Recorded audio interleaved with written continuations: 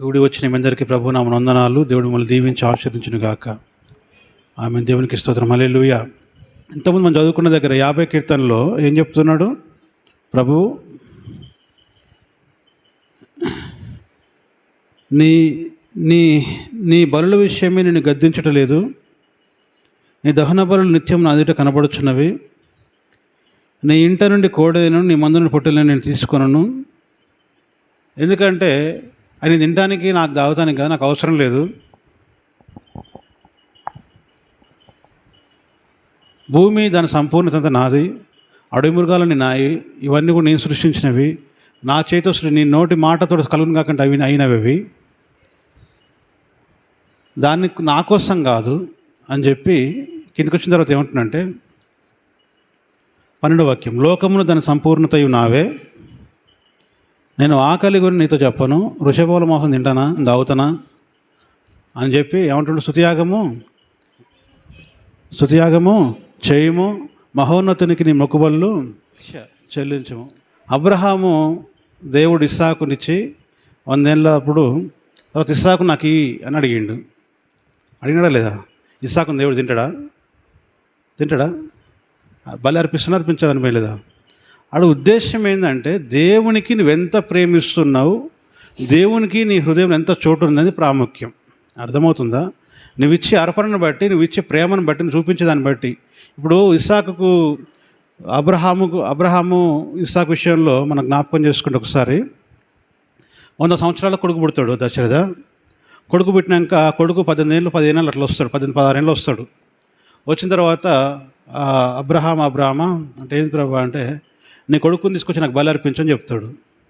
బలి అర్పించంటే అబ్రహాము ఏమి కూడా మాట్లాడకుండా ఏం సరే అని చెప్పి, ఎందుకు అనలే, నాకు ఒక్కడే కొడుకు అనలే, ఇంకా నాకు పోతే ఇంకా నువ్వు ఇస్తామని అడగలే, ఏం మాట్లాడకుండా తీసుకుపోయి ఏం చేసినంటే పర్వతం మీద తీసుకుపోయి కట్టెలు పేర్చి ఇస్సాకు దాని వండబెట్టి కట్లు కట్టేసి కత్తి పైకి ఎత్తిండి చంపేద్దామని.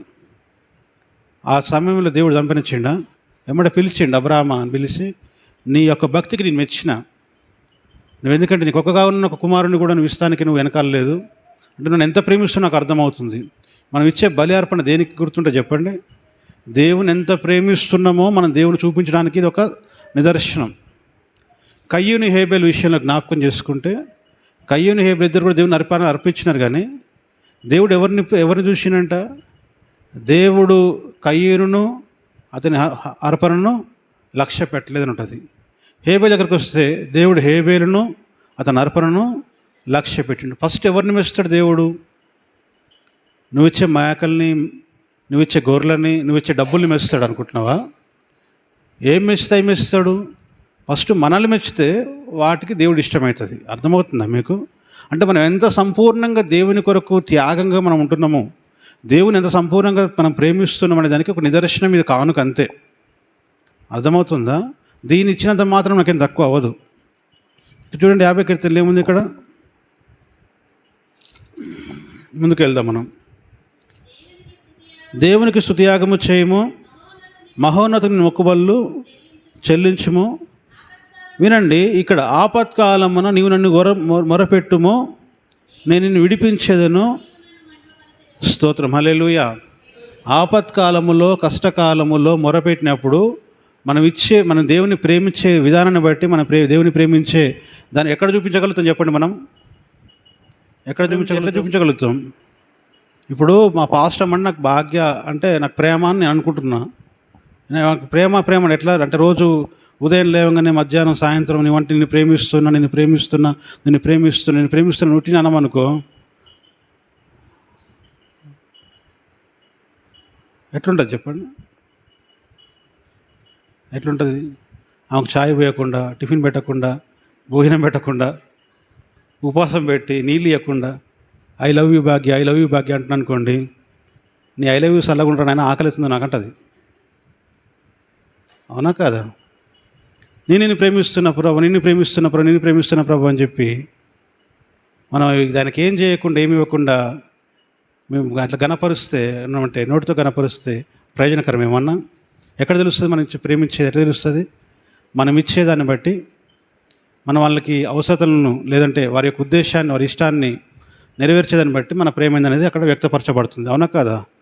ఎవరైనా పొరుగువారిని ప్రేమిస్తున్నామని చెప్పి పొరుగువాడు ఎవరన్నా మనకు బలహీనులు, లేకుంటే ఆరోగ్యం బాలేని వాళ్ళు, ఎక్కడన్నా హాస్పిటల్లో ఉన్నప్పుడు, లేదంటే చలికి వండుకుంటున్నప్పుడు, ఆకలితో ఉన్నప్పుడు వాళ్ళ దగ్గరికి పోయి ఐ లవ్ యూ చెప్పి వస్తే వాళ్ళకు సరిపోతుందా? ఏం చేయాలి వారికి మనము? నేను ప్రేమిస్తాను చెప్తే సరిపోతుందా? ఆకలైనోనికి అన్నం పెట్టాలి, చలితో పండుకున్నానికి దుప్పటి కప్పాలి, దుప్పటి ఇవ్వాలి ఒకటి, హాస్పిటల్ మందులు లేకపోతే పైసలు లేకపోతే మెడిసిన్ ఇప్పియాలి. అది కదా ప్రేమ అంటే. దేని బట్టి ప్రేమ మనం వ్యక్తపరుస్తాం? మనం చేసే క్రియ ద్వారా. దేని బట్టి ప్రేమ వ్యక్తపరచబడుతుంది? దేని బట్టి? క్రియ ద్వారా. అవునా కదా?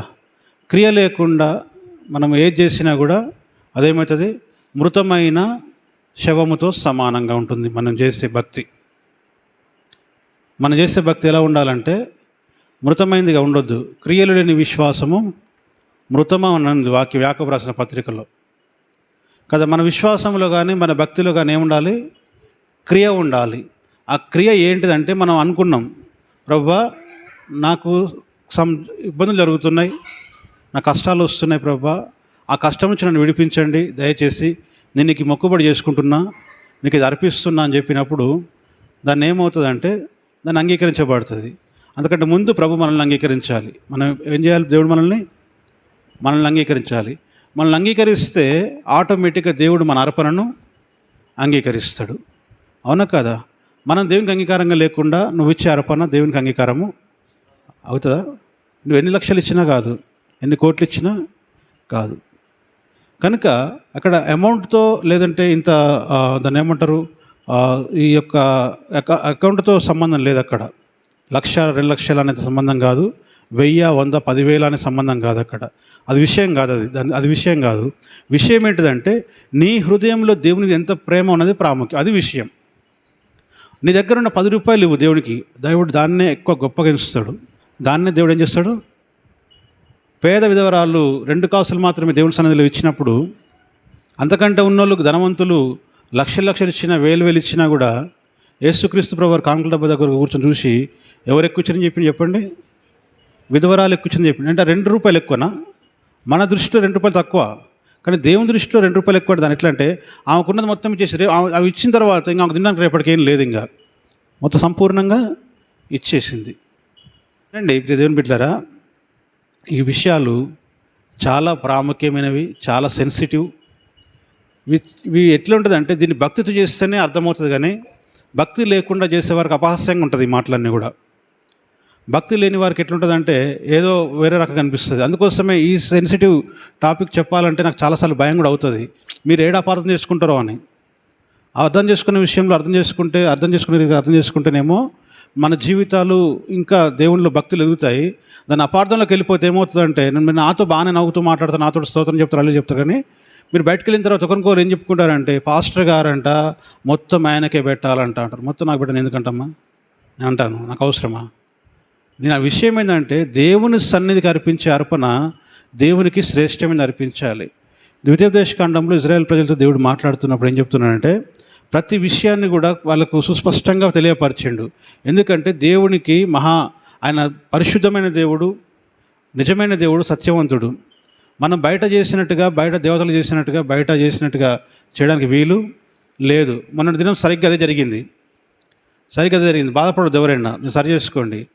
ఎందుకంటే నేను అంతకుముందు వాక్యం చెప్పా, మా ఊర్లో జాతర జరుగుతూ ఉండేది. 3 రోజులు జరుగుతుంటే 3 రోజులు 4 రోజులు అక్కడే ఉండేది. అయితే అక్కడ ఏం జరిగేదంటే వాళ్ళు అక్కడ కోసినప్పుడు వాళ్ళు వండేవారు, కొంతవరకు దాన్ని ప్యాక్ చేసుకుని తీసుకుపోయేవారు. తినడానికి కూడా వచ్చేవాళ్ళు ఎవరంటే తాగిన వాళ్ళు వచ్చేది, మేము తాగిపోయి తినేదాన్ని. అర్థమవుతుందా? అక్కడ దావుతుందంటే ఎట్లా పోతారు దశరథ ఎవరైనా? ఎట్లా పోతారు? ఆడ కోసి రాగానే రెడీ చేస్తున్నది లోపల మన పని అనుకుంటుంది. వైన్ షాపు, కళ్ళు దుకాణము, బార్ షాపు. సరిగ్గా అది అన్నిలో చేసే కార్యక్రమం అది. మన దాంట్లో కూడా అలా జరగడానికి వీలు ఉందా అండి?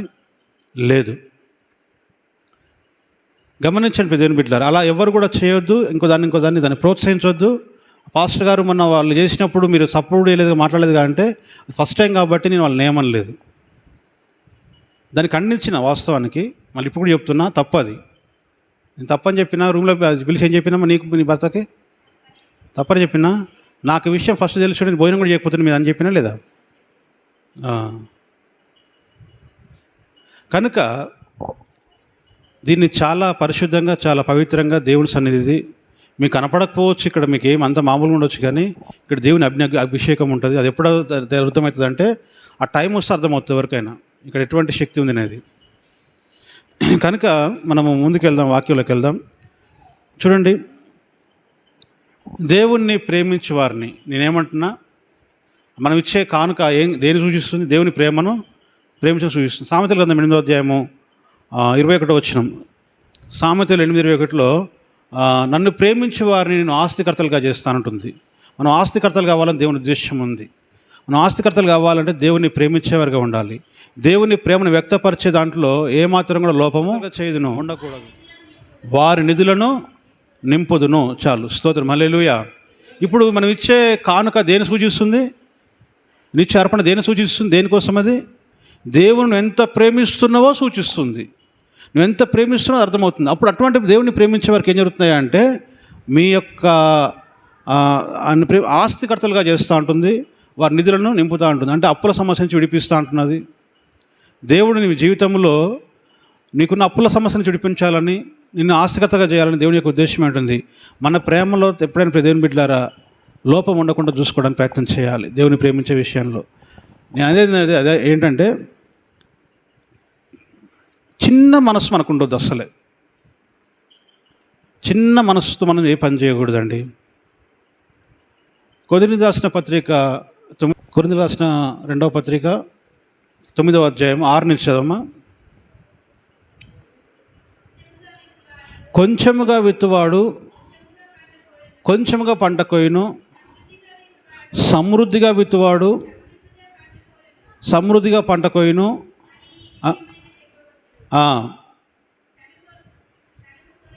సనుగు కొనకయు బలవంతంగా కాకయు ప్రతి వాడును తన హృదయంలో నిశ్చయించుకున్న ప్రకారము ఇవ్వవలెను. వినండి, దేవుణ్ణి హృదయంలో ఏమైతే నిశ్చయించుకుంటామో అది మొక్కుబడి కింద మారిపోతుంది. మన హృదయంలో ఏదైతే అనుకుంటామో అది ఏమవుతుంది చెప్పండి? అది మొక్కుబడిగా అవుతుంది. ఈ మొక్కుబడి ఇచ్చేటప్పుడు కొంచెముగా సనువుకుంటూ గునువుకుంటూ ఈ గుణం మానుకోవాలి క్రైస్తవులు. సనువుకునే గుణం ఉండకూడదు. అట్లాంటి నువ్వు ఇవ్వకున్నా పర్వాలేదు. గొనువుకుంటూ ఇచ్చే గుణం ఉంటే నువ్వు ఇవ్వకున్నా పర్వాలేదు. దేవుడికి ఏం లేక కదా ఆయన అంటున్న ముందే, అడుగు మృగాలు ఉన్నాయే, ఆకాశ పక్షులు ఉన్నాయి, ఇవన్నీ ఉన్నాయే, నీ కాడించి కోరుకోవడానికి తినడానికి కాదురా బాబు, నువ్వు నన్ను ఎంత ప్రేమిస్తున్నావో నేను చూపిస్తాను. సనుక్కొని గొనుక్కొని కొంచెంగా ఎకరం ఎత్తితే ఎకరమే పంటకు వస్తాం, 10 ఎకరాలకు పంటకు వస్తాం. ఎవరైనా ఎకరం ఎత్తితే ఒక గుంటెడు విత్తి ఎకరం పోయాలంటే అవుతుందా? ఒక గుంటెడు విత్తి ఎకరం పంట కోసుకుందాం, 2 ఎకరాల పంటకు వస్తుందా? ఎక్కువ విత్తితే ఎక్కువ పంటకు వస్తాం. దేవుని దృష్టిలో కూడా అంతే. నువ్వు దేవునికి ఎంత ఇస్తావో, అంటే దానికి బిజినెస్ కాదు ఇది. మళ్ళీ జ్ఞాపకం చేసుకోండి, ఇదే చెప్తున్నా, అపార్థం చేసుకోవద్దు మాటని. ఏదో నేను 10,000 ఇస్తే ఇంకా నాకు ₹1,00,000 వస్తాయని చెప్పి స్కీమ్ లాగా కట్టుకోవద్దు. అంటే నీ యొక్క హృదయమునికి దేవుడు చూస్తున్నాడని చెప్తున్నా. నీ హృదయముని దేవుడు చూస్తున్నా అంటే దేవుని ఎంతగా ప్రేమిస్తున్నావో, ఎంతగా దేవుని ఎడల నీ ఆశ ఉందో, ఎంతగా నీ దేవుడి ఆసక్తి ఉందో అది చూస్తున్నాడు. కానీ సనుక్కోవద్దు, గునుక్కోవద్దు. చాలామందిని చూస్తూ ఉన్నా, మన సంఘంలో కాకుండా బయట చూస్తూ ఉన్నా, సంఘానికి అందరికి అవసరం ఇది. దేవుని సన్నిధిలో విత్తడానికి, దేవునికి ఇవ్వడానికి, దేవునికి క్యానికి ఇవ్వడానికి, లేకుండే అతిథులకు ఆతిథ్యం ఇవ్వడానికి చాలామంది సనుగుతూ ఉంటారు, చాలామంది గునుగుతూ ఉంటారు. ఇట్లా సనుక్కుంటూ గునుక్కుంటూ నువ్వు పెట్టే భోజనం అవునికి అక్కర్లేదు, నువ్వు పెట్టకపోయినా పర్వాలేదు. అర్థమవుతుందా మీకు? కనుక ఇప్పుడు దేవుని బిడ్డలారా, కాబట్టి మనం ఇచ్చేది ఎట్లా ఇవ్వాలి చెప్పండి? దేవుని సన్నిధిలో మనం ఏదైతే మనం అనుకుంటామో, ప్రభువా ఇది చేస్తే ఒక హృదయం నిశ్చయించుకున్నాం అనుకోండి, దానికోసం మనము వెనక్కి తిరిగి సామెతల గ్రంథంలో ఏముందంటే, ఒకడు మొక్కుకున్న తర్వాత దాని గురించి విచారణ చేస్తే అది వానికి ఉరి అవుతుందంట. కనుక విచారణ చేయొద్దు. ఒప్పుకున్న తర్వాత దేవుని దగ్గర మనం కార్యం చేసిన తర్వాత ఇవ్వడానికి మనము విచారణ చేయకూడదు. గుర్తుపెట్టుకోండి దయచేసి అందరు కూడా. సామెతల గ్రంథము 11వ అధ్యాయము 24వ వాక్యంలో, సామెతలు 11:24 ఒక మాట ఉంటుంది ఏంటంటే, వెదజల్లి అభివృద్ధి పొందువారు కలరు. స్తోత్రం, హల్లెలూయా. ఏం చేయాలంట? వెదజల్లి. దీన్ని ఏమంటారంటే పెద్ద మనసు అంటారు దీన్ని. చిన్న మనసు, కొంచెం మనసు కాదు, పెద్ద హృదయం, పెద్ద మనస్సు. ఒకసారి మేము సెమీ క్రిస్మస్ చేయడానికి మేము ఒక ఊరు వెళ్ళాం. మేము పాస్టమ్ కలిసి వెళ్ళాము. అక్కడ భోజనాలన్నీ ఏర్పాటు చేయించాం మనమే. మీకు కూడా తెలుస్తుంది. అక్కడ భోజనం పెట్టడానికి వేరే వాళ్ళకి ఇచ్చినాము. పాస్టమ్ గారు హైదరాబాద్ నుంచి వచ్చినారు. వాళ్ళు భోజనం వడ్డిస్తున్నప్పుడు పాప ఆ పాప కూర పెట్టాలంటే పెట్టరాట్లే. అమ్మాయికి కూర పెట్టాలంటే పెట్టడం రావట్లేదు. ఎందుకని నేర్చుకోలేదు. ఎందుకు పెట్టరాదు చెప్పండి? ఎందుకు పెట్టరాదు? నేర్చుకోలేదు కాబట్టి పెట్టరాట్లేదు. నేర్చుకోవాలి మనం కూడా. ఎంతసేపు పెట్టినా ఇంత పులుసు, చిన్న చిన్న పులుసే వస్తుంది కానీ అమ్మాయికి ఏం పెట్టట్లే అసలు. ఆ పాస్టమ్ ఉండి చూసి అబ్బా ఎంత చిన్న చేయమని ఇదని అన్నది. ఎంత భయంకరం! అట్లా చిన్న మనస్సు మనకు ఉండకూడదు. వెదజల్లి అభివృద్ధి పొందువారు కలరు. కనుక వెదజల్లడం వల్ల ఏమొస్తుందంటే అభివృద్ధి వస్తుంది. నువ్వు ఇచ్చే కానుక ఏమో తెలుసా? దేవునికి ఇచ్చే కానుక నిన్ను ఘనమైన వారి దగ్గర కూర్చోబెడుతుందంట, ఉన్నతమైన స్థానం తీసుకుని వెళ్తుందంట. నువ్వు ఇచ్చే కానుక, దేవునికి ఇచ్చేటువంటి కానుక 18:16లో, ఒకడు ఇచ్చు కానుక వానికి వీలు కలగ చేయును, అది గొప్పవాని ఎదుటికి వారిని రప్పించును. స్తోత్రం, హల్లెలూయా. నువ్వు ఇచ్చే కానుక వ్యర్థంగా పోదు. దేవుని సన్నిధిలో ఇచ్చే కానుక అంటే గొప్పవారి ఎందుకంటే నీ ఈ స్థితి నుంచి దేవుడు ఉన్నతమైన స్థానాన్ని తీసుకొని వస్తాడు. నువ్వు లో స్థితి నుంచి దేవుడు ఉన్నతమైన స్థానానికి తీసుకొని రావడానికి అది ఏం చేస్తాడు? నువ్వు ఇచ్చే కానుక వీలు కలగజేస్తుంది. నువ్వు గొప్పవాడుగా మారడానికి అవకాశం ఉంటుంది. నీ కుటుంబం గొప్పగా మారడానికి అవకాశం ఉంటుంది. నీ కుటుంబం ఉన్నతమైన స్థానంలో నిలబడడానికి అవకాశం ఉంటుంది. అదేం చేస్తుందంటే నువ్వు ఇచ్చే కానుక వీలు కలిగి. ఎట్లా చేస్తే? చనువుకొని గులువుకొని బలవంతంగా ఇంకేదో వాళ్ళని కసరించుకొని వీళ్ళని కసరించుకొని వాళ్ళ మీద కోప్పడి వీళ్ళ మీద కోప్పడి నువ్వు చేపట్టే మొక్కవాల్సి వచ్చింది, నువ్వు చేపట్టే వాళ్ళతో వచ్చింది అని చెప్పి అన్నీ ఇంట్లో సమస్యలు పెట్టుకొని వచ్చి ఏదో దేవుని సన్నిధిలో ఇవ్వాలి కాబట్టి ఏదో చేస్తామంటే అది ఎంత మాత్రము సక్సెస్ కాదు. ఎంత మాత్రం కూడా అది మనకు వీలు కాదు. కనుక మనం ఉన్నతమైన స్థానానికి వెళ్ళాలంటే మనం ఇచ్చే కానుక దేవునికి ఉన్నత స్థానానికి తీసుకుని వెళ్తుంది. మరి దేవునికి ఎట్లా ఇవ్వాలి? మనము దేవునికి ఇస్తే మనము వీలు కలగ చేస్తాం. దేనికోసం అంటే ఉన్నతమైన స్థానంలో ఉండటానికి. అయితే సామెతల గ్రంథం 3:9 ఏముందంటే ప్రథమ ఫలం దేవునికి ఇవ్వాలి. ఏం చేయాలి చెప్పండి? ప్రథమ ఫలము అనగా మొదటగా వచ్చింది దేవునికి అర్పణ ఇవ్వాలి. అప్పుడేమవుతుందంటే మిగతా దాన్ని దేవుడు ఆశీర్వదిస్తాడు. మిగతా దేవుడు అప్పుడు ఆశీర్వదిస్తాడో నీకు ఉన్న కొంచెమైనా నీకు సరిపోతుంది. ఇంకా అనేక మంది పంచిపెడతానికి కూడా నీకు వీలుగా ఉంటుంది. సామెతల గ్రంథం 3:9 ఏముందంటే నీ రాబడి అంతటిలో ప్రథమ ఫలమును నీ ఆస్తిలో భాగమును యెహోవాను ఘనపరచుము. నీ రాబడి అంతట్లో ఇవ్వాలట. నీకు ఎకరం పొలం ఉంటే పావు ఎకరం దేవునికి ఇవ్వాలంట. భాగం అంటే అరెకరం అనుకుంటా కదా, సగం కదా భాగం అంటే. అంతే కదా. భాగం అంటే ఇప్పుడు ఇద్దరు అనుకోండి, ఒక ఎకరం ఉంటే సగం భాగం ఎంత వస్తుంది? అర్ధ ఎకరం వస్తుంది. సగం ఇచ్చి దేవుని కనపరచాలి. ఎంతమంది ఇస్తారు సగం? రేపటి చర్చికైనా మానుకుంటా కానీ ఈ భాగం నేనే ఆడిస్తా, ఆ సగం నేనే ఆడిస్తా. దేవునికి స్తోత్రం కలుగును గాక. కనీసం ఈ 10వ భాగం అన్న దేవునికి ఇవ్వాలి. 10వ వంతు పంట పండినప్పుడు పంటలో 10వ వంతు. నీ గొర్రెలు మేకలు అభివృద్ధి అవుతున్నప్పుడు 10 గొర్రెలు ఉంటే 10 గొర్రెలు ఉంటే ఒక గొర్రె దేవునికి, 10 ఆవులు ఉంటే ఒక ఆవు దేవునికి, 10 బర్రెలు ఉంటే ఒక బర్రె దేవునికి. ఇచ్చినప్పుడు ఏం జరుగుతుందంటే మిగతా అన్నిటి మీద ఆశీర్వాదం ఉంటుంది. మిగతా ఉన్నటికి హాస్పిటల్ పోవాల్సిన పని ఉండదు.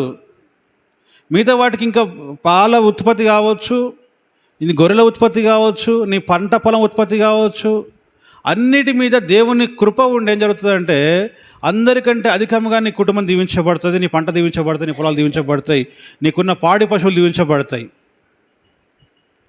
అది ఇచ్చి చూసినప్పుడు దేవుడు అంటున్నాడు, ఛాలెంజ్ చేస్తున్నాడు, మీరు నా దగ్గర దొంగతనం చేస్తున్నారు అంటున్నాడు దేవుడు. మీరు నా దగ్గర దొంగతనం చేస్తున్నారు. దొంగతనం దేవుని కాడ ఎవరన్నా ఎంతమంది దొంగతనం చేస్తారు ఎప్పుడు దేవుని కాడ? ఆ బాలమ్మని చేస్తున్నావమ్మా? ఆమె కనపడట్లే, వెనక పోతుంది. ఇస్తుండ్రా చేస్తున్నావు దొంగతనం? ఎందుకురా? దేవుని ఆజ్ఞలో ఒక ఆజ్ఞ ఏం చెప్పు. దొంగతనం చేయవచ్చా? మనం చేయవచ్చా దొంగతనము? ఎందుకు చేస్తున్నారు మరి? తెలిసి చేస్తారా తెలియక చేస్తున్నారా? అమ్మా వినండి, తెలిసి చేస్తారా తెలియక చేస్తుర్రా? ఇప్పుడు తెలియక చేస్తే దేవుడు క్షమిస్తాడు. మొన్న టైంలో పాపం మాకు తెలియదు వాస్తవానికి, నేను కూడా దాన్ని చెప్పలే కనుక ప్రభు క్షమిస్తాడు. ఇంకోసారి నువ్వు అర్పిస్తావు, అది వేరే విషయం. తెలిసి కూడా చేస్తే ఏమంటారు చెప్పండి? తెలిసి కూడా చేస్తే తప్పే కదా, దానికి క్షమాపణ ఉంటుందా? ఉండదు. క్షమాపణ దానికి ఉండదు. మన జీవితాలు బాగుపడాలి, మనం అభివృద్ధి చెందాలని చెప్పి దేవుని ఉద్దేశం అమ్మా. నువ్వు దేవుని ఎంత ప్రేమిస్తున్నావో దేవుని చూపించడానికి అదొక కార్యం. నువ్వు దేవుని ఎంత కనపరుస్తున్నావో, దేవుని పరిచయం ఎంత కనపరుస్తున్నావో, నశించిపోతున్న ఆత్మల పట్ల నీకు ఎంత భారం ఉందో నువ్వు చేయడానికి అదొక కార్యం. బతుకున్నంత కాలమే ఇవ్వగలవు, బతుకున్నంత కాలమే చేయగలవు, చచ్చిపోతే నువ్వేం చేయలేవు. ఇంకోటి కూడా చెప్తావు, రాసుకోండి. ఏం తీసుకోపోలేవు కూడా. దేవుని దగ్గర దొంగతనం చేసి దాచుకొని ఏమన్నా తీసుకోపోతావా? ఏం తీసుకోపోవు. కనుక దేవుడి దగ్గర దొంగతనం చేయడం మహాపాపం. అది తెలిసి చేయడం ఇంకా పాపం. కనుకనే మన యొక్క గుమ్మీలు అన్నీ కూడా ఏమైపోతున్నాయి? ఎండిపోతున్నాయి. గరిస్తలు ఎండిపోతున్నాయి. మనకున్న వ్యవస్థ, ఆర్థిక వ్యవస్థ పడిపోతుంది. మన కుటుంబంలో అప్పులవుతున్నాయి, కుటుంబంలో అనారోగ్యము. ఇవన్నీ దేనికోసం తెలుసా? దేవుని దగ్గర దొంగతనం చేయడాన్ని బట్టి. దేవుని దగ్గర దొంగతనం చేయడము మానుకోవాలి. మీరు ఇలానే చెప్తారు, ఇలానే వింటాం, తర్వాత భోజనం చేసుకుని వెళ్ళిపోతాం, అయిపోతుంది కాదు. చెప్పలేం ఎప్పుడు ఏం జరుగుతుందో, ఎప్పుడు చచ్చిపోతారో తెలియదు. నువ్వు తర్వాత ఇస్తా అంటే రేపటి రోజు మనది కాదు. సాయంత్రం వరకు మనం ఉండమో తెలియదు, ఇంకా గంట ఉండమో తెలియదు. ఎప్పుడు స్టాండర్డ్గా ఉంటాం అనుకోవద్దు. భూమి మీద ఏ క్షణమైనా పోవచ్చు, ఏదైనా కావచ్చు, ఏ టైం అయినా రావచ్చు. దేవుని దగ్గర దొంగతనం చేయడం మంచిది కాదు అని చెప్తున్నా. దేవునికి మలాకి గ్రంథంలో దేవుడు ఛాలెంజ్ చేస్తుండు. 3వ అధ్యాయం ఒకసారి చదవండి. మానవుడు దేవుని యొద్ద దొంగిలునా? అయితే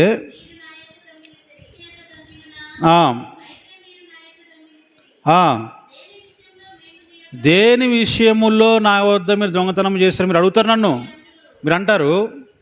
అయితే 10వ భాగమును ప్రతిష్ఠ అర్పణలను ఇయ్యక దొంగతనం చేస్తారు. ప్రతిష్ఠ అర్పణ ఇస్తున్నారా దేవునికి? ప్రథమ ఫలం దేవునికి అర్పిస్తున్నారా? 10వ వంతు ఇస్తున్నారా? ఇవ్వక ఏం చేస్తున్నారు? మీరు దొంగతనం చేస్తున్నారు. చదవమ్మా, కిందికి రా.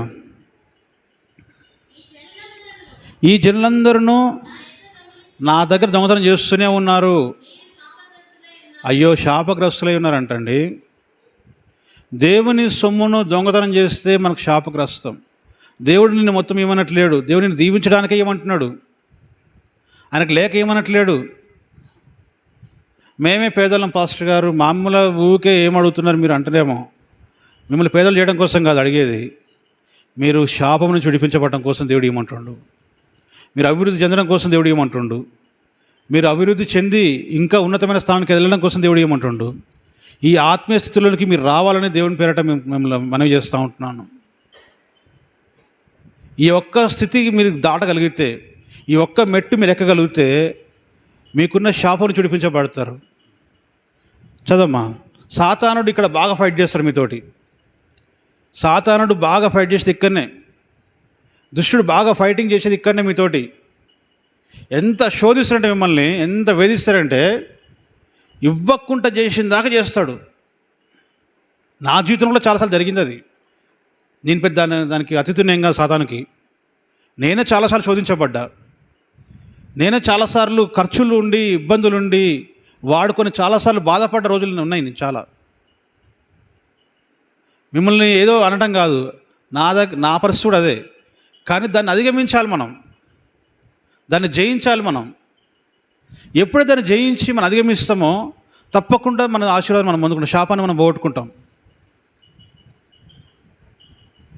నేనేదో గొప్పనన్నగా చెప్పట్లే మీతో నేను ముచ్చట. ఇదంతా నేను శోధించబడ్డా, నేను దాంతో ఫెయిల్ అయిన చాలాసార్లు దేవుని దృష్టిలో, చాలాసార్లు పడిపోయిన దశభాగ విషయంలో, చాలాసార్లు కష్టం అనిపించింది. తర్వాత సరి చేసుకొని మళ్ళీ ప్రభు దగ్గర పాదాల దగ్గర ప్రాయశ్చిత్తపడి ప్రార్థన చేసుకొని క్షమాపణ అడిగి దేవుణ్ణి చేసుకొని ఆ విధంగా ముందుకు కొనసాగుతున్న ప్రభు మమ్మల్ని ఆశీర్దిస్తూనే ఉన్నాడు. ఎందుకు సాతాను దెబ్బ కొడతా తెలుసా? నువ్వు దీవించబడటం సాతానికి ఇష్టం ఉండదు, నువ్వు ప్రభు చేత ఆశీర్వపడటం సాతానికి ఇష్టము ఉండదు. కాబట్టి ఇంట్లో దీని విషయం అయితే అవసరమైతే గొడవలు కూడా అవుతాయి. నువ్వు చర్చికి మానుకునే పరిస్థితి కూడా తీసుకొస్తాడు సాతానుడు. నా అనుభవంతో చెప్తున్నా ఈ మాట. మందిరానికి రాకుండా కూడా చేసే అవకాశాలు ఉంటాయి. మీరు మెల్లమెల్లగా మందిరానికి వస్తారు కాబట్టి నేను ఏంటంటే మిమ్మల్ని ఈ విషయాన్ని మీకు చెప్తే మళ్ళీ మీరేడ తప్పిపోతారో, మళ్ళీ మీరేడ ఇదవుతారో అని చెప్పి అది ఒక క్రమక్రమంగా మెల్లమెల్లగా మీకు ఈ యొక్క ఆధ్యాత్మికతలో నడిపిస్తూ ఉన్నాం. మీరు ఇవ్వకపోతే దేవుడికి తక్కువ అవుతుందండి. ఇదంతా దేవుడు మనకి ఇచ్చేదే కదా. దేవుడు మన దగ్గర ఎందుకు కోరుతున్నాడు? మళ్ళీ ఎందుకు కోరుతున్నాడు? నీకు ఎక్కువ ఇవ్వడానికి, నేను ఎక్కువ ఆశ్రయించడానికి, ఆయన ఎంత ప్రేమిస్తున్నావో ఆయన చూడడానికి. ఇది ఒక పరీక్ష మన జీవితానికి. ఈ పరీక్షను మనం పాస్ అవ్వాలి. ఇది పరీక్షనే మనకి. ఈ దశభాగం ఇవ్వడం అనేది ఒక పరీక్ష. ఈ పరీక్ష మనం పాస్ అయితే తప్పకుండా మనల్ని దేవుడు హెచ్చిస్తాడు. ఇస్సాకు విషయంలో దేవుడు ఇస్సాకు నల్లది చేయలేదే? చేశాడమ్మా? చేయలే. వేలకు తండ్రి అయిపోయిండు. ఎవరు? అబ్రహాం. అవునా కదా? మన తండ్రి ఎవరంటే, ఆత్మీయ తండ్రి, మన పితృ తండ్రి ఎవరంటే ఏం చెప్తాం? అబ్రహాము. తండ్రి అయినా అబ్రహాము. అంతమంది తండ్రిని పేరు పెట్టేది ఆయనకి. కారణం తెలుసా? ఒక్కొక్క కుమారుణ్ణి ఇస్సాకుని బలి అర్పించడానికి ఇష్టపడ్డాడు కనుక. ఇష్టపడ్డాడంటే దేవుడి మాటకు లోబడ్డాడు కనుక. నువ్వు కూడా దేవుడి మాట లోబడి చెయ్యి, నువ్వు కూడా తప్పకుండా నువ్వు ఆశీర్వించబడతావు, దీవించబడతావు. సాతాను చేసే యుద్ధం ఇది. చదవమ్మా.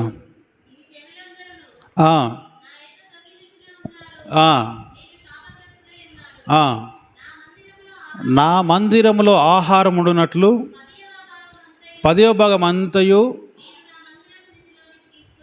అంతే. ఏం చేయాలంటే మనమంతా మందిరంలో భోజనం ఉండాలంటే ఏం చేయాలి? మందిరంలో సమృద్ధి ఉండాలంటే ఏం చేయాలి?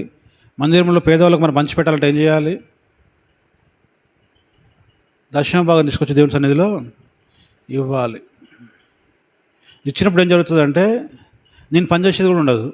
నేను పోయి పని చేయడము, మళ్ళీ తీసుకొచ్చి పరిచర్య పెట్టడము, సేవ చేయటము, ఇవన్నీ నేను ఒక్కరిని చేస్తేనే కదా అవుతుంది. మీకు అర్థమవుతుందా? ఎంతకని చేయాలి నేను? ఒక తండ్రి పిల్లలకు ఎంతకని చేస్తారు? పిల్లలు ఎదిగే వరకు చేస్తాడు. తర్వాత పిల్లలు చేసేలా చేద్దాం. చదువు పెళ్లి చేసిననుకో, వాడు వాని పిల్లలు వాడు చదువుకోవాలి. అంతేనే కదా? వాడు వస్తాడు, వాని పిల్లలు వస్తాడు, పిల్లలందరూ మంగ మీద పడి తిట్టడం మంగ పరిస్థితి ఏంది? కుమారుని పెళ్లి చేసిన కుమార్ పిల్లలందరూ ఆయనతో అనుకో, ఎట్లుంటుంది? అర్థమవుతుంది అని చెప్పిన విషయం మీకు. పిల్లలకు కొంతవరకు బలాన్ని వచ్చే వరకు పిల్లల్ని పంచడం తండ్రి యొక్క బాధ్యత. తర్వాత పిల్లలు ఏం చేయాలి? కుటుంబ భారాన్ని తీసుకోవాలి, సంఘ భారాన్ని సంఘము తీసుకోవాలి. సంఘములు ఏం ఖర్చులు అవుతున్నాయి, ఎలా అవుతుంది, ఎలా చేస్తున్నాం, ఎలా కొనసాగించాలి ముందుకు, దీన్ని పరిచర్య ఎలా కొనసాగించాలి, అనేక ఆత్మలు ఎలా రక్షించాలి, సువార్త సభలు ఎలా చేయాలి, క్రిస్మస్ ప్రోగ్రామ్స్ ఎలా చేయాలి. లేకుంటే క్రిస్మస్ అంటే ఏంటిది? దేవుని సువార్త ప్రకటించడమే. ఇది ఒక పండగ అని చెప్పి మనం చేసుకుని సంబరపడేది ఏం లేదు. కానీ ఈ యొక్క క్రిస్మస్ ద్వారా ఈ సందర్భం వచ్చింది కనుక మనం ఏం చేయాలంటే దేవుని యొక్క సువార్త ప్రకటిస్తానికి ఒక అవకాశంగా భావించి మనం దీన్ని కొనసాగడానికి మనం ఏం చేయాలి? మన బాధ్యతగా మనము గుప్పిలి విప్పాలి. అర్థమవుతుందా? నేర్చుకోవాలి. నేర్చుకున్నప్పుడు దీవించబడతాం.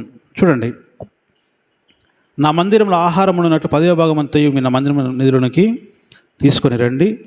దీన్ని చేసి మీరు నన్ను శోధించిన ఎడలా, ఇప్పుడు ఏమంటుండే దేవుడు ఛాలెంజ్ చేయమంటున్నాను, నువ్వు 10వ భాగం నాకు ఇచ్చిన తర్వాత అప్పుడు నన్ను అడుగు, నన్ను శోధించు, ఎందుకు ఇట్లా అని అడుగు.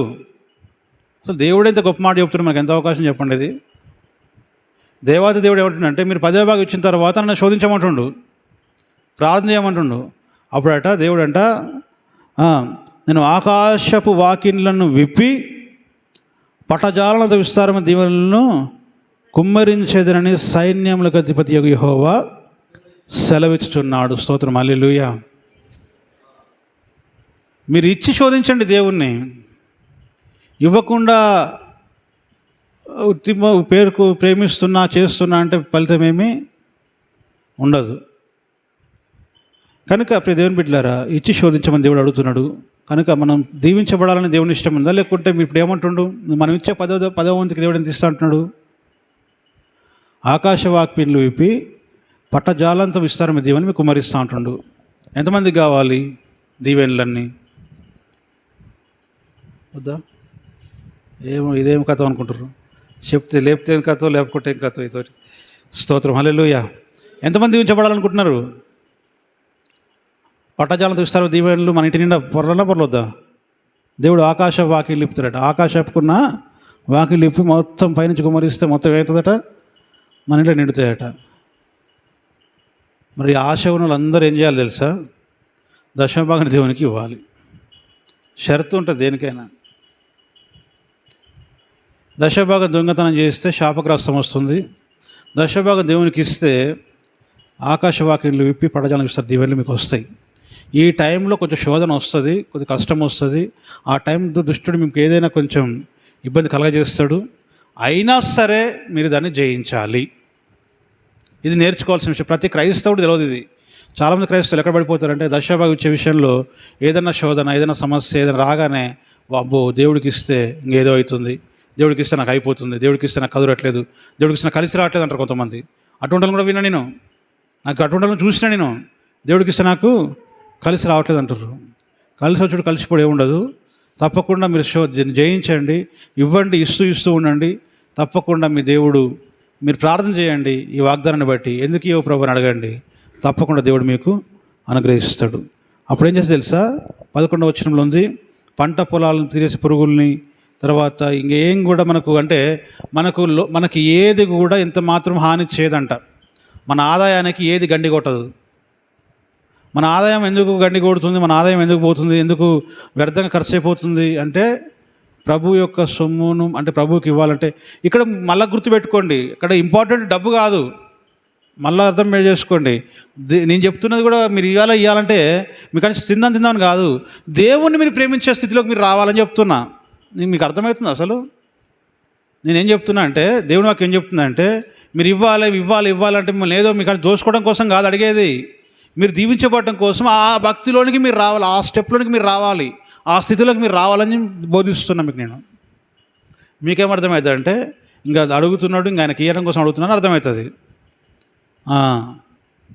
కాదు, దేవుడు పోషిస్తాడు మమ్మల్ని ఎట్లనైనా. కానీ నీవు దీవించబడడం కోసం నీ మాటలు చెప్తున్నా. దేవుడు అదే రాస్తున్నాడు, అదే చెప్తున్నాడు. అప్పుడేం జరుగుతుందంటే, దేవుని అధికారము నీ సంపాదన మీద ఉంటుంది.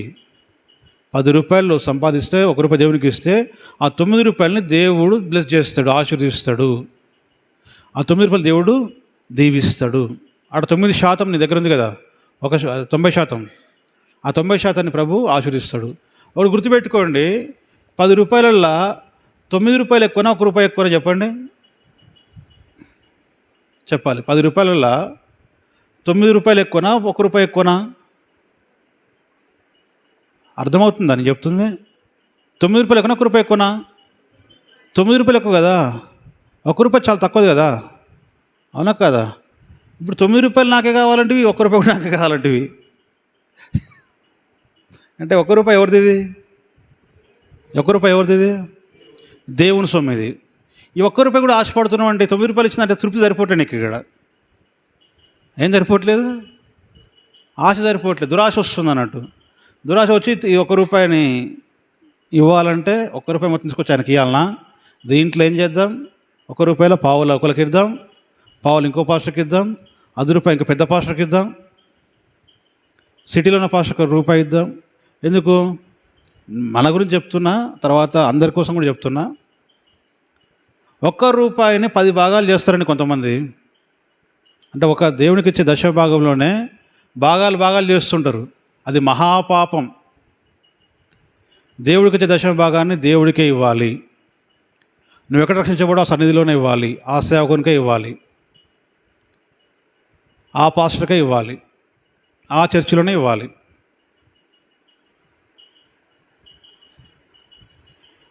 ఆ పెద్ద పాస్టర్ బాగుండు, మీటింగ్లు బాగా పెడుతుండు, సూటు బూట్ వేసుకొని వచ్చిండు కాబట్టి ఈ ₹1 తీసుకొని పోయి మా పాస్టర్కి ఇవ్వకుండా, స్థానిక సంఘ కాపరికి ఇవ్వకుండా నేను ఇంకొనికి ఇస్తా అంటే అది పాపం. ఇది ఎట్లుంటుందంటే, ఈ హోటల్లో భోజనం చేసి బిల్లు ఇంకో హోటల్లో కట్టినట్టు ఉంటుంది. భోజనం చేసేది ఎక్కడ? స్థానిక కాపరి దగ్గర. ప్రార్థన చేసేది ఎవరు? స్థానిక కాపరి. నీకోసం కన్య కార్చేది ఎవరు? స్థానిక కాపరి. నువ్వు బిల్లు కట్టేది ఎక్కడ?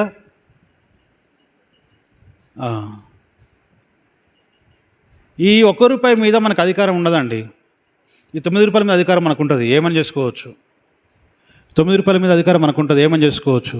ఈ ₹1 మీద అధికారం మనకు లేదు. ఈ ₹1 విడదీయడం కానీ, ఈ ₹1 భాగాలు చేయడం కానీ, ఈ ₹1 తీసుకుపోయి ఇంకేమైనా నా ఇష్టం వచ్చి చేస్తానడం కానీ అది నీకు అధికారం లేదు. అది శాపగ్రస్తములు అవుతున్నావు. నీకు అనిపిస్తుంది బాగానే డబ్బు ఉంటుంది అని ఉంటుంది, కానీ ఏదున్నా కూడా శాపం ఉంటుంది అట్లనే. కనుక ఆ ₹1 మీద మనకు అధికారము లేదు. ఈ ₹1 మీద నువ్వు అధికారం చేసినావు అనుకో, అత్త సొమ్ము మీద అల్లుని పత్రం అన్నట్టు ఉంటుంది. ఇక సొమ్ము ఒకరిది, సొమ్ము ఎవరిది? ఈ ₹1 ఎవరిదండి? నువ్వు ఆడేదేవుడు ఆట. నువ్వు ఆడవచ్చు ఆ ₹1 పట్టుకొని. నీ ₹9 నువ్వు ఆడుకున్నాను, నీ ఇష్టం వచ్చినట్టు ఆడుకో, ఎవడొద్దంటుండు. ఆ ₹1 మీద ఆడాలంటుంది. ఆశ అంతా ₹9 మీద ఉండనే ఉండదు. మనకు దృష్టి అంతా, కన్నంతా ఎక్కడ ఉంటుంది అంటే ఆ ₹1 మీదనే ఉంటుంది. నిజమా కాదా? వాస్తవమా కాదా? ₹9 మీద ఉండదు. ₹9 పట్టించుకోం. ఆ ₹1 నాకు దశభాగం మీదనే ఉంటుంది కన్నంతా. దశభాగం మీదనే మనం ఏం చేయాలని చూస్తాం. దశమభాగమును చూడండి, ద్వితీయోపదేశకాండం ఎక్కడ ఇవ్వాలి చూడండి. ద్వితీయోపదేశకాండము 12-13 వాక్యములు ఏముంటుందంటే, నీవు చూచిన ప్రతి స్థలమున నీ దహన బలుని దశమభాగములను ఇవ్వకూడదు. అది ఎంత దూరం ఉన్నా, ఇక్కడ రక్షించబడి నువ్వు దేశం పోయినా, అమెరికా పోయినా, నువ్వు ఏ పట్టణం పోయినా, ఏ హైదరాబాద్లో జీవిస్తున్నా, నీ దశమభాగం ఎక్కడికి రావాలి? నీ ఆత్మీయ తండ్రి దగ్గరికే రావాలి. అది రూల్. అది దేవుడు పెట్టిన కట్టడ. అది చాలామంది అతిథులు ఎక్కువ ఏం చేస్తారంటే ఆత్మీయ తండ్రిని మర్చిపోతారు, ఆత్మీయ నాయకుని మర్చిపోతారు. ఎవడు మంచిగా కనపడితే వాని చుట్టూ తిరుగుతారు. ఒకరోజున వాడు ఇబ్బంది పడాల్సి వస్తుంది. నీ కొరకు ప్రార్థన చేసేది నీ ఆత్మీయ తండ్రి మాత్రమే. నీ సంఘంలోకి ఇవ్వాలి. నువ్వు చూసే ప్రతి స్థలంలో ఇవ్వకూడదు, నువ్వు చూసే ప్రతి స్థలంలో చేయకూడదు. నీ కోసం ఎవరు ప్రార్థన చేసినారు, ఎవరు బాప్తిస్మం ఇచ్చినారు, అదే నీ ఆత్మీయ సంఘం, అదే నీ ఆత్మీయ తండ్రి, నీ ఆత్మీయ తల్లి. ఎక్కడెక్కడో తిరిగి ఎక్కడెక్కడో ఇస్తున్నా అంటే నువ్వు చూడు. ప్రతి ఏమని చదవమా? 12-13 వచ్చిన చదువు.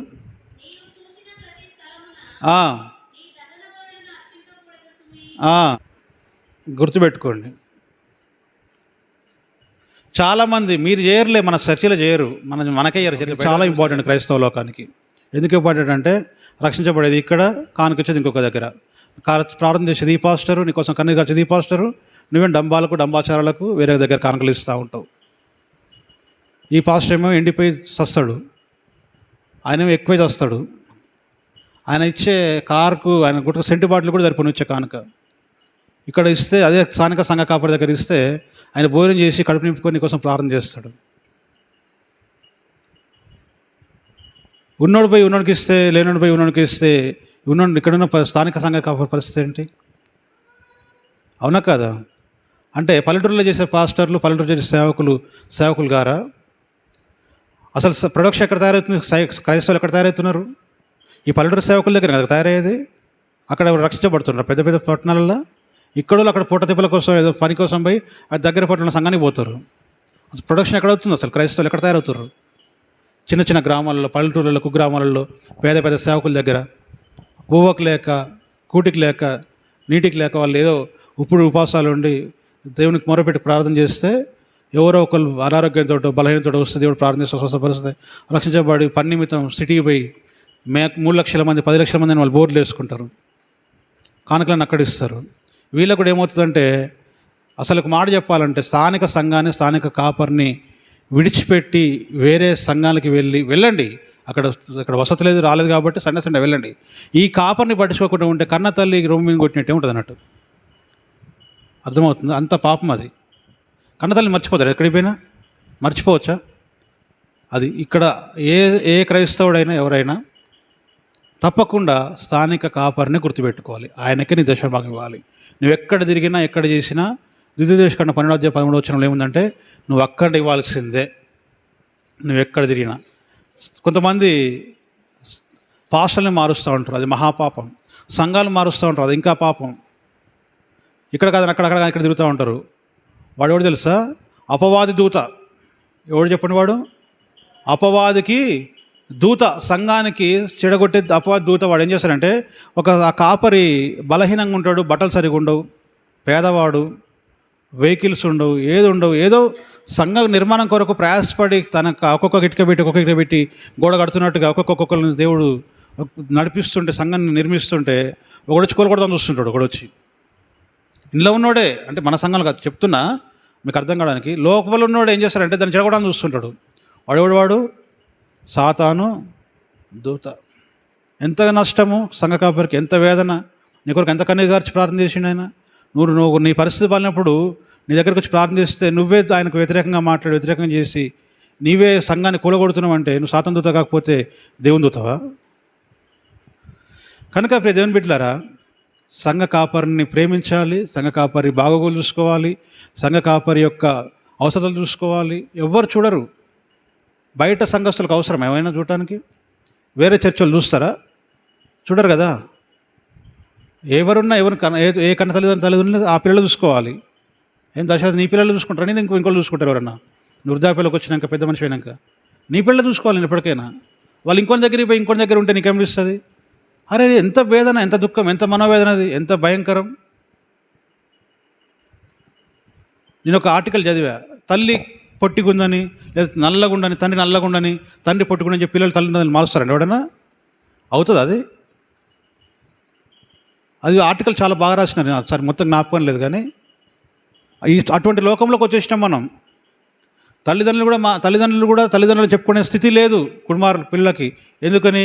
వీళ్ళు కష్టపడి రాత్రి వెనక పగలనక కష్టం చేసి చదివించి ఉద్యోగాలు ఇప్పిస్తే వాళ్ళకి ఉద్యోగాలు వచ్చిన తర్వాత నా తండ్రి అని చెప్పుకునే స్థితిలో ఉన్నారండి పిల్లలు. ఈయన నా తల్లి అని చెప్పుకునే స్థితిలో పిల్లలు ఉన్నారు. ఉన్నతమైన స్థితికి ఎదిగిపోయి పెద్ద ఆఫీసులో పనిచేస్తూ వాళ్ళ తల్లిదండ్రులు అడిగిపోతే ఇక్కడికి ఎట్లా వచ్చినావు, ఇది ఎందుకు వచ్చినావు, రాకును ఇష్టం లేదు చెప్పాలంటే. ఎంత అసలు భయంకరమైన మనస్తత్వం పిల్లలది, అవునా కదా? అది సంఘానికి మనం ఒకసారి ఆలోచన చేస్తే ఆత్మీయ తండ్రి ఎటువంటి వాడైనా కానీ ఆయన నేర్పరచుకున్నాడు దేవుడు. ఆయనకు అందం లేకపోవచ్చు, బట్టలు లేకపోవచ్చు, వస్తువులు లేకపోవచ్చు, వాహనాలు లేకపోవచ్చు, కోడుగులు ఇంటానికి గూడుగు లేకపోవచ్చు, గుడిసెలు ఉండొచ్చు, చెట్టు కింద ఉండొచ్చు. నిన్ను కన్నీటితో కార్చి ప్రార్థన చేసి రక్షించింది ఆత్మీయ తండ్రి కనుక ఆయన్ని మర్చిపోవడానికి వీలు లేదు. నువ్వు దశమాలు ఎక్కువ ఇవ్వడానికి వీలు లేదు. నీ ప్రథమ ఫలం ఎక్కువ ఇవ్వడానికి వీలు లేదు. నీకు 9 రూపాయలు ఉన్నాయిగా, నీ 9 మొత్తం ఇచ్చుకోడు పోయి ఇవ్వడొద్దు అన్నాడు. ఈ 1 రూపాయి మాత్రం ఇక్కడి అధికారం, అది ఇక్కడికి ఇవ్వాల్సిందే. నీకు అంత ప్రేమ ఉంటే, నీకు అంత ఏ బుద్ధి అయితే ఎట్లుంటుందో తెలుసా? ఎక్కడ ఇవ్వాలి? నీకున్న 9 రూపాయలు ఉన్నాయి కదా, 9% ఉంది కదా, ఆ 90%లో తీసుకుపెచ్చుకో. నీ ఆత్మీయత నేనేం బాధ పెట్టాడు, ఆయన ఏం బాధపడాడు. కనుక దేవుని బిడ్డలారా, అది ఒకటి గుర్తుపెట్టుకోండి. ఇంకొకటి, దేవుని సన్నిధికి దొంగతనం చేసిన డబ్బులు సొమ్ము కానీ, అపవిత్రమైంది కానీ, పనికి మనం తీసుకొచ్చి దేవుని సన్నిధిలో కానుక ఇవ్వకూడదు. నాకు చాలామంది చెప్తుంటే విన్న ఏంటంటే, రోడ్డు మీద వస్తుంటే దొరికింది 100 రూపాయలు, ఎంత తెచ్చినా తేవద్దని చెప్తే కానుకలో పెట్టలేనా ఏడేస్తారట. అసలు ఏమనుకుంటున్నారా నాయన ఇది? వస్తుంటే 100 రూపాయలు దొరికినాయి పాస్టర్ గారు అని చెప్తే, తీసుకోవద్దమ్మా మనకు వద్దని చెప్తే, అది తీసుకొచ్చాడు కాంక్లో పెట్టలేస్తే పోద్దా? దరిద్రం ఇంకా పట్టుకుంటే కాంక్లో పెట్టలేస్తే. చదువు ఒకసారి ద్వితీయోపదేశకాండం 20 కానీ కుక్క విలువనే కానీ అసలు ఎక్కడ యెహోవా ఇంటికి ఎంత చూడండి, అపవిత్రమైంది పనికి మాలింది ఏది కూడా దేవుని సొమ్ము తీసుకొని రాకూడదు. అపవిత్రంగా అడ్డగోలుగా సంపాదించింది, అసహ్యకరమైన కార్యాలు సంపాదించింది, పనికి మాలిన పనులు చేసి సంపాదించిన సొమ్మును దేవుని సన్నిధికి తీసుకొని రాకూడదు, దేవునికి ఇవ్వకూడదు. అది శాపం. నీ చేతుల కష్టార్జితమే దేవుడికి కావాలి. నువ్వు కష్టం చేసిన పని అదే దేవుడికి కావాలి. ఎందుకు కావాలి? దేవుడిని ఆశీర్వదించాలి కాబట్టి, నీకున్న 90% దేవుడు దీవించాలి కాబట్టి. గుర్తుపెట్టుకుంటే దేవుని బిడ్డలారా, ఆ 10% మనది కాదు, అది దేవుని సొమ్ము. ఆ 10% మీద మనకు అధికారము లేదు. దాన్ని అక్కడ కొంత ఇస్తానికి వీలు లేదు. నీ ఆత్మీయ తండ్రి దగ్గరే ఇవ్వాలి, నీ ఆత్మీయ నాయకుని దగ్గరికే పోవాలి. అది నువ్వు ఏ దేశంలో ఉండు, ఏ పట్టణంలో ఉండు, నువ్వు ఏ స్థితిలో ఉండు, అక్కడికి ఇవ్వాల్సిందే. అపవిత్రంగా సంపాదించి, అన్యాయంగా సంపాదించి దేవుడి సన్నిధికి ఇవ్వడానికి వీలు లేదు. ఎక్కడ తీసుకొని రావాలంట? దశభాగం కానీ ఏదైనా దేవుని సన్నిధికి తీసుకొని రావాలి. నేను ఎక్కడనో చేస్తా, ఎక్కడనో పెడతా, ఎక్కడనో చేస్తా అంటే కాదు. చాలామంది అంటే ఇప్పుడు అనట్లేరు, అంతకుముందు మెదక్ పోతామని చెప్తారు. తప్పది. మా ఈ అమ్మ మెదక్లో బాలమ్మ మెదక్లో అంటే తెలియదా ఫస్ట్ ఆమెకి అది విషయం. నేను దాని గురించి ఆమె డిస్కస్ చెప్పట్లేను, కానీ విషయం చెప్తున్నాను ఏంటంటే, దేవుని సన్నిధిలోనే ఇక్కడే మెదక్ పోవడం అవన్నీ ఇంకా మానుకోవాలి. పాపం అప్పుడు ఒకసారి మరియా వాళ్ళు కూడా అనంటే చెప్తే వినరు, వెంటనే ఒకటే మాటకు వినరు. మరియా వాళ్ళు అయితే వాళ్ళ పాపది బిడ్డలు తీద్దామనుకున్నవారు, అప్పుడు వద్దమ్మా అని చెప్తే వినరు, ఇంకా చేయలే. ఇంకా అట్లా చేయకూడదు, అట్లా మనం పోకూడదు. అది సంపూర్ణంగా అన్యాచారం, అది పోకూడదు అట్లా. అన్నీ తెలిసి కూడా సుధాకర్ వాళ్ళతో ఎందుకు పోయినా నేను? వాళ్ళ మనసు గాయపరచొద్దని. వాళ్ళకి అర్థం ఆరు ఖచ్చితంగా చెప్తే ఏమొస్తుంది? అర్థం చేసుకోరు. ఏమవుతుంది? అపార్థం వస్తుంది. అపార్థం ఏం జరుగుతుంది? ఒక ఆత్మని నేను కోల్పోయినవన్నీ అవుతా, నా దగ్గర నుంచి పోగొట్టుకున్నవన్నీ అవుతా అని చెప్పి వారితో పాటు నేను కూడా మీదకి పోయి, నేను కూడా వాళ్ళతో పాటు ఉండి వాళ్ళని ఎంకరేజ్ చేస్తానికి కాదు, వాళ్ళని నేర్పిస్తానికి పోయినా మరి తప్పదు. కొన్నిసార్లు చూసే వాళ్ళకి అనిపిస్తుంది అంటే పాస్టర్ గారు మా చెప్తుండే వాళ్ళతో భోజనం అనుకుంటారు. అర్థమవుతుందా మీకు? మీకు నేర్పియాలంటే ఏం చేయాలి? నాకు తెలిసిన దాన్ని కూడా నా పంటకి పోయింది బిగబట్టుకొని తప్పదని చెప్పి వాళ్ళతో పోయి వాళ్ళని చెప్పి ఆ కార్యం చేసిన తర్వాత తప్పమ్మా అని చెప్పాల్సి వస్తుంది. ఫస్ట్ చెప్తే ఏమంటారు? ఎక్కడైనా నువ్వు కాకపోతే ఇంకోళ్ళు లేడా అంటారు. అవునా కాదు దశరథ? అందుకోసమే కొన్నిసార్లు నేను ఏం చేస్తా అంటే, ప్రభువే చేసి నేను చేసేదే ఉంది, క్షమించుకుంటూ పోయి నేర్పించాలి వాళ్ళకి. కానీ మరలా చేయడానికి అవకాశం లేదు, మరలా చేయడానికి అవకాశము లేదు. ఎవరికైనా సరే దీన్ని మీరు ఏం చేయాలంటే, మీరు మాట్లాడుకుంటున్నప్పుడు వేరే మాట్లాడుకోకుండా దేవుని మాటలు ఒకరిదొకరు మాట్లాడుకుంటే బలపరచబడతాం. మనం కూడా దేవుని గురించి విషయాలు ఒకరితో ఒకరు మాట్లాడుకుంటే బలపరచ. మీరు 2లో ఆ మాట ఉంటుంది ఏంటంటే, యెహోవా సామెతలు 10:22 యెహోవా ఆశీర్వాదము హల్లెలూయా హల్లెలూయా. కనుక దేవుడు మనల్ని ఆశీర్వించాలి. మొదట ఆశీర్వించాలంటే మనం ఏం చేయాలి? దేవుడికి ఇష్టంగా, ప్రేమగా, కోసి చేయకుండా, దుకాణానికి వెళ్ళి కోసి చేస్తాంగా కోసి చేయకూడదు. దేవుని దగ్గర మంచి ప్రేమపూర్వకంగా సమర్పించాలి. అప్పుడు దేవుడు మనల్ని ఏం చేస్తాడు? ఆశీర్వదిస్తాడు. ఆశీర్వించినప్పుడు ఏమవుతుంది? అది ఐశ్వర్యంగా మారుతుంది. అప్పుడు అన్ని అవసరాలు తీరుతాయి. అందుకోసమే యోహాను రాసిన పత్రికలో, ప్రియుడా నీ ఆత్మ వృద్ధిలోచ్చిన ప్రకారము, నువ్వు భక్తిలో ఎదుగుతున్న ప్రకారము, నువ్వు భక్తి చేస్తున్న ప్రకారము, నువ్వెంత భక్తి చేస్తావో, ఎంత నువ్వు దేవునిలో ఆత్మలో వర్ధిల్తుంటావో అన్నిటి యందు నువ్వు సౌఖ్యంగా ఉంటావు. అర్థమవుతుందా? మనకు అన్ని విషయాలు సౌఖ్యంగా రావాలంటే, సౌఖ్యం అంటే ఏంటిది? ఇల్లు, వాకిలి, బంగ్లా, కారు, వాహనాలు, బైక్స్ అంతా కూడా మన అవసరాలు తీరాలంటే ఏం చేయాలి? ఆత్మలో మనం వర్ధిల్తున్న ప్రకారం అన్ని విషయములలో ప్రతి విషయములో సౌఖ్యంగా ఉండవాలని నీ కొరకు నేను వర్ధిల్చు సౌఖ్యం ఉండాలని ప్రార్థన చేస్తున్నానని చెప్తుండు. మనం ఆత్మ వర్ధిల్తున్న ప్రకారము మనం కూడా వర్ధిల్తాం. ఆత్మలో ప్రార్థన చేస్తున్న ప్రకారము నేను చెప్పే విషయం కాదు, కానీ మీరు జ్ఞాపకం చేసుకోండి ఒకసారి. ప్రభువులకు రాకముందుకు ప్రభువులకు వచ్చిన తర్వాత కొంచెం తేడా వచ్చిందా రాలేదు మన జీవితంలో? వచ్చిన దాన్ని ఇక్కడనే ఆపుకోవడానికి ఎవరు ఆపుతున్నారు? ఇక్కడనే కొంచెం పైకి పోకుండా. మన భక్తి ఇక్కడనే ఆపుకున్నాం కాబట్టి మనం ఇక్కడనే ఉంటున్నాం. మన భక్తిని పెంచుకొని ఇంకొంచెం భక్తులు డెవలప్ అవుతూ ఉంటే మనము ఇంకా అభివృద్ధికి మనము వస్తాం. కాబట్టి భక్తి చేయడం చాలా ప్రాముఖ్యం, ఆత్మలో వర్ధనం చాలా ప్రాముఖ్యం. కనుక మనము దేవుడు మనల్ని ఐశ్వరించి అన్ని విషయంలో సౌఖ్యంగా ఉంచాలని దేవుడు ఇష్టపడతా ఉన్నాడు. స్తోత్రం హల్లెలూయా. ఎప్పుడే ఎక్కేసిన గొంగడు అక్కడ ఉండడానికి వీలు లేకుండా మనం అన్ని విషయాల్లో వర్ధిల్లాలా వద్దా చెప్పండి? వర్ధిల్లాలా వద్దా? కాబట్టి మనం ఏం చేయాలి? భక్తి నేర్చుకోవాలి, భక్తి చేయాలి. ఎవరికైనా బలహీనంగా ఉంటే వారు వచ్చి ఏం చేయాలి? దిద్దుబాటు ప్రార్థన చేసుకోవాలి, తీర్మానించి ప్రార్థన చేసుకోవాలి. ఫస్ట్ ఎక్కడికి వెళ్తాం? మనం హాస్పిటల్కి వెళ్తాం, అవునా కదా? మేమైతే మా అయ్యగారి దగ్గర ప్రార్థన చేసినప్పుడు ఏ సమస్య వచ్చినా ఫస్ట్ ప్రార్థన చేసుకున్న తర్వాత హాస్పిటల్కి వెళ్ళేది, అవసరమంటే హాస్పిటల్కి వెళ్ళేది. లేకుంటే 90% మాకు చర్చిలోనే స్వస్థత జరిగేది. 90% ఏ బలహీనత అయినా ఏదైనా ప్రభు దగ్గరికి వచ్చి ప్రభు పాదాలు పట్టుకొని ప్రార్థన చేసి దైవసేవకుని దగ్గరికి వచ్చి దైవసేవకుని దగ్గర ఏదైతే అపరాధం చేసినామో ఒప్పుకొని తప్పేదని క్షమించమని అడిగి ప్రార్థన చేసినప్పుడు ఎమ్మటే స్వస్థత జరిగేది.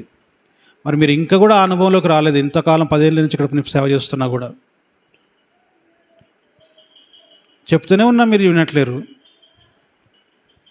కనుక ఇప్పటి నుంచి గుర్తుపెట్టుకోండి, మీరు ప్రార్థనకు రండి, ప్రార్థన ఉండండి, మీ సమస్యలన్నీ దేవుడు తీసేస్తాడు. మీకు ఏం కావాలని కోరుకుంటున్నాడు దేవుడు అని మీకు అనుగ్రహిస్తాడు. మీకు ఏది ఇవ్వాలని దేవుడు అనుకుంటున్నాడు, మీరేం చేయాలి? మీరు ప్రార్థనలో ఉండి ప్రార్థన చేయాలి. చేస్తే తప్పకుండా మీ జీవితాలు మారుతాయి, మీ ఆర్థిక పరిస్థితులు మారుతాయి, మీ ఆరోగ్య పరిస్థితులు మారుతాయి, మీ కుటుంబ విధి విధానాలు మారుతాయి. మీకున్న అవమానం విలువ చేస్తాడు దేవుడు. ఏం చేస్తే చెప్పండి? విలువ చేస్తాడు. కనుక దేవుని బిడ్డలారా, దేవుని సన్నిధిలో ఉండాలి. ఒకసారి